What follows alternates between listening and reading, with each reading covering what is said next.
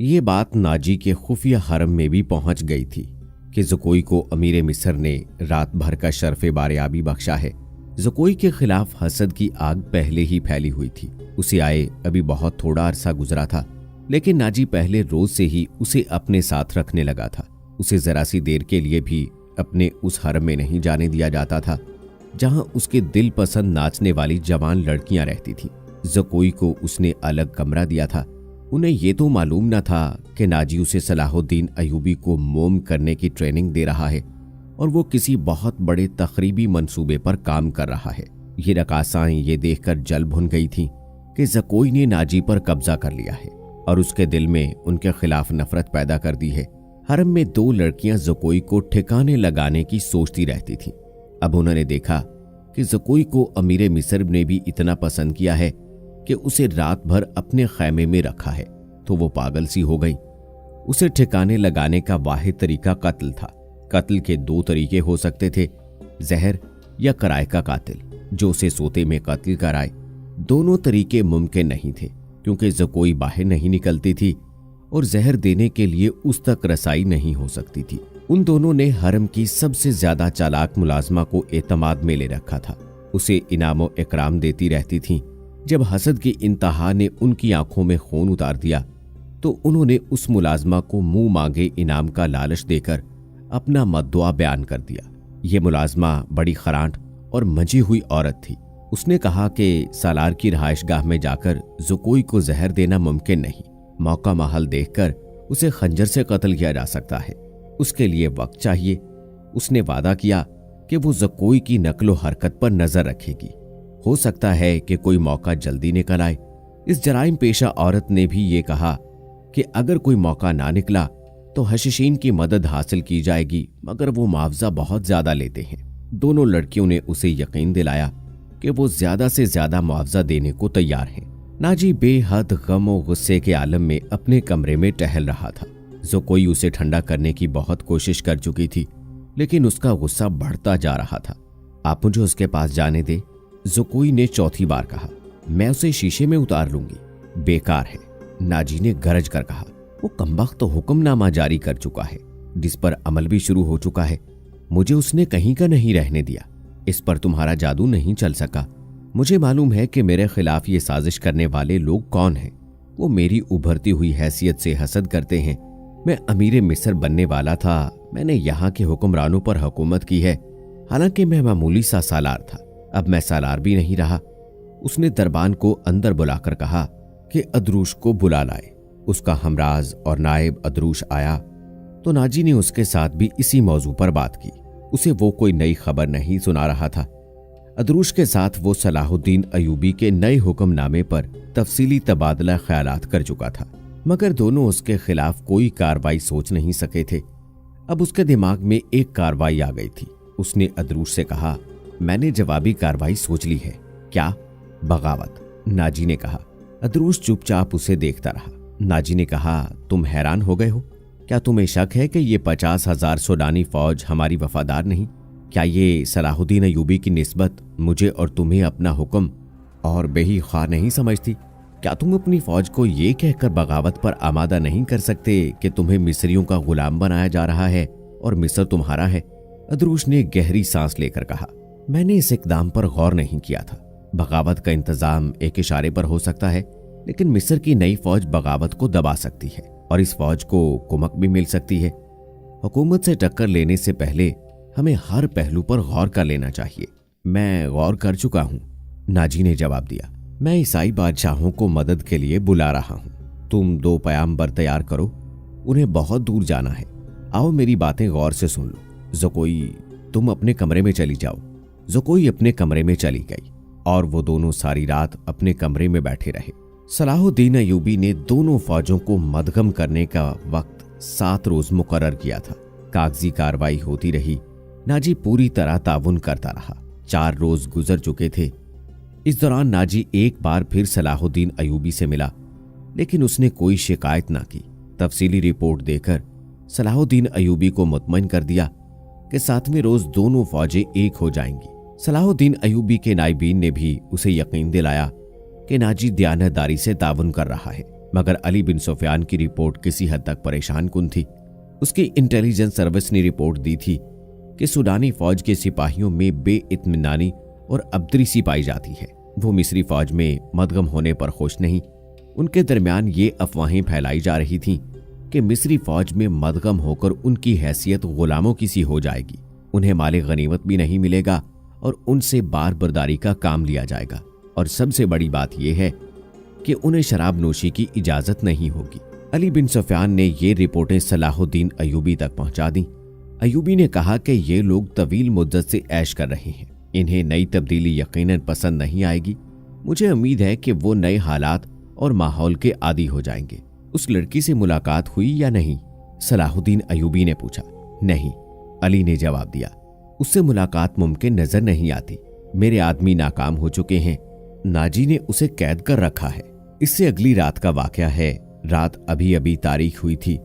ज़कोई अपने कमरे में थी। नाजी अदरूश के साथ अपने कमरे में था। उसे घोड़ों के कदमों की आवाजें सुनाई दी। उसने पर्दा हटाकर देखा। बाहर के चिरागों की रोशनी में उसे 2 घुड़सवार घोड़ों से उतरते दिखाई दिए।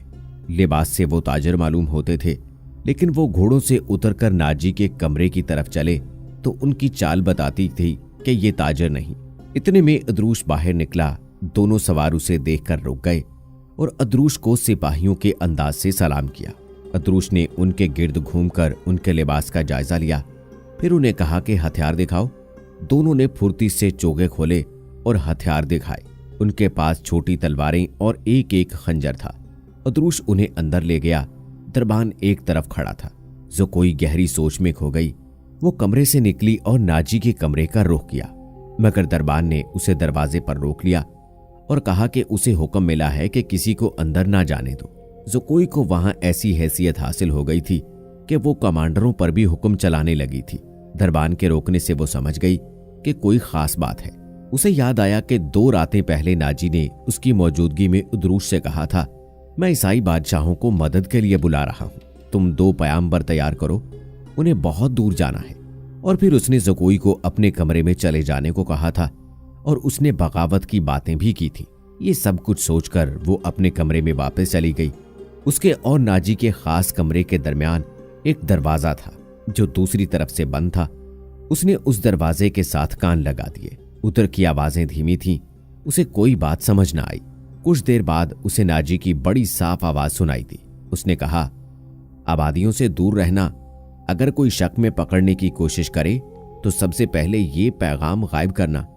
जान पर खेल जाना। जो भी रास्ते में हायल हो उसे खत्म कर देना। तुम्हारा सफर 4 दिनों का है, 3 दिनों में पहुंचने की कोशिश करना। सिमत याद कर लो, शुमाल मशरिक। दोनों आदमी बाहर निकले। ज़कोई भी बाहर आ गई। उसने देखा कि वो दोनों घोड़ों पर सवार हो रहे थे।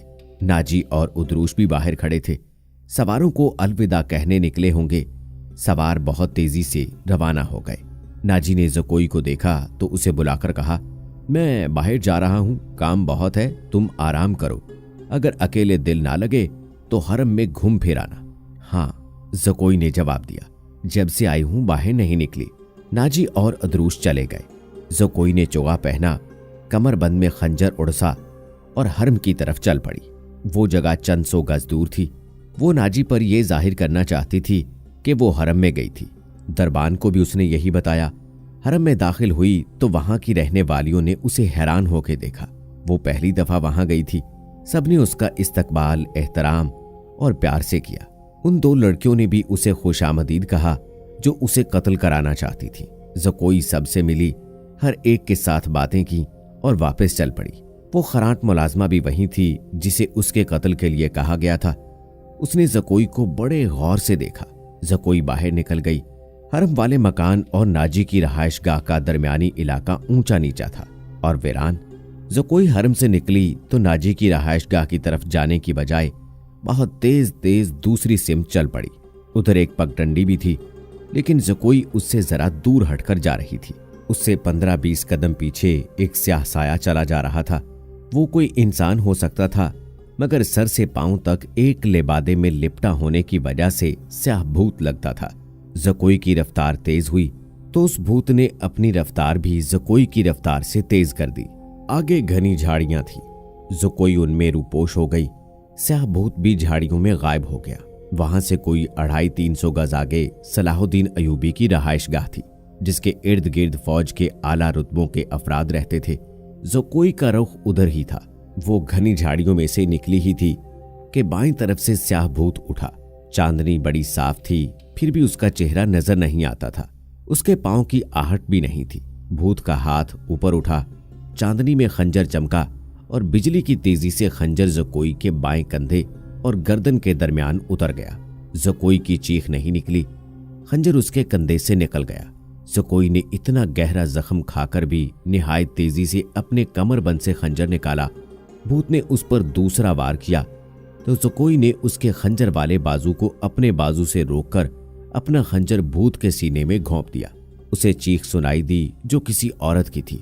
ज़कोई ने अपना खंजर खींचकर दूसरा वार किया जो भूत के पेट में उतर गया। इसके साथ ही उसके अपने पहलू में खंजर लगा, लेकिन ज्यादा गहरा नहीं उतरा। भूत चकरा कर गिरा। ज़कोई ने यह नहीं देखा कि इस पर हमला करने वाला कौन था। वो दौड़ पड़ी। उसके जिस्म से खून बहुत तेजी से बह रहा था। सलाहुद्दीन अयूबी का मकान उसे चांदनी में नजर आने लगा। आधा फासला तय करके उसे चक्कर आने लगे। उसकी रफ्तार सुस्त होने लगी। उसने चिल्लाना शुरू कर दिया, अली अयूबी, अली अयूबी। उसके कपड़े लाल सुर्ख हो गए थे और वो बड़ी मुश्किल से कदम घसीट रही थी। उसकी मंजिल थोड़ी ही दूर रह गई थी, जहां तक पहुंचना उसके लिए मुमकिन नजर नहीं आता था। वो मुसलसल सलाहुद्दीन अयूबी और अली बिन सुफियान को पुकारे जा रही थी। करीब कहीं एक गश्ती संतरी फिर रहा था। उसे उसकी आवाजें सुनाई दी तो वो दौड़कर पहुंचा। ज़कोई उस पर गिर पड़ी और कहा, मुझे अमीरे मिस्र तक पहुंचा दो, बहुत जल्दी, बहुत जल्दी। संतरी ने उसका खून देखा तो उसे पीठ पर लादकर दौड़ पड़ा।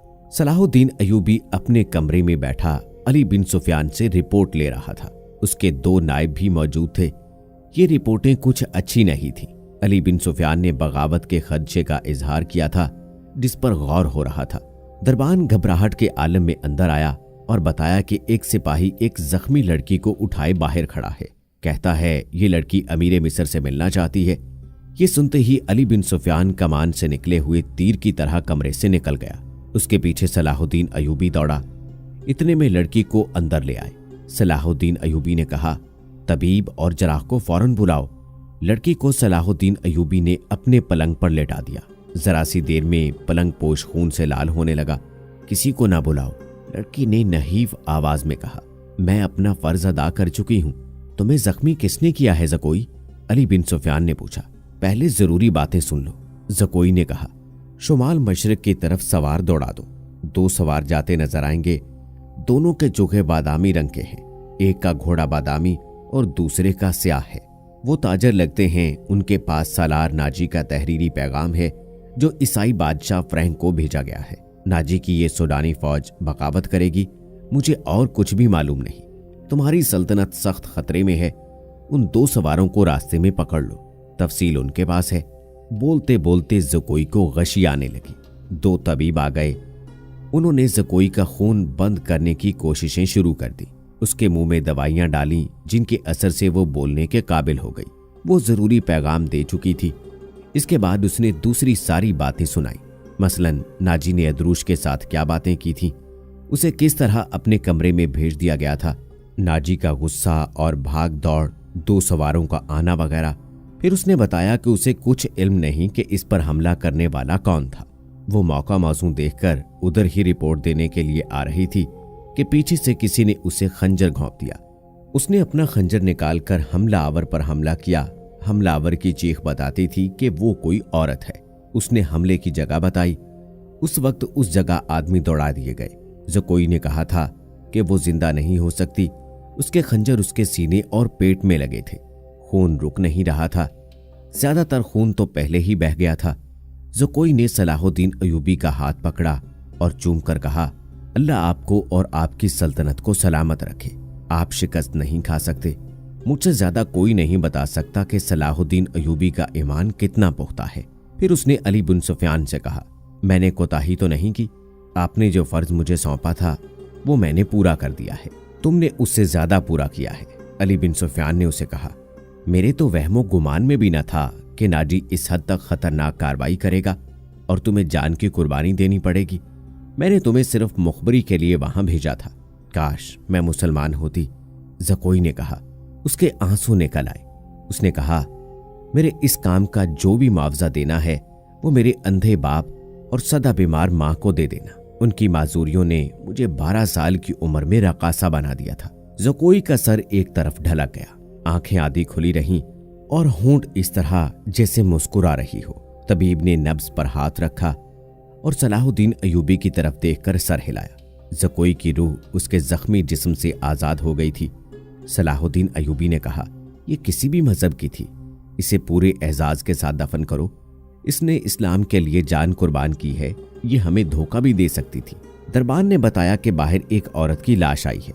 जाकर देखा, वो एक उधेड़ उम्र की औरत की लाश थी। जाए वकुआ से 2 खंजर मिले थे। उस औरत को कोई नहीं पहचानता था।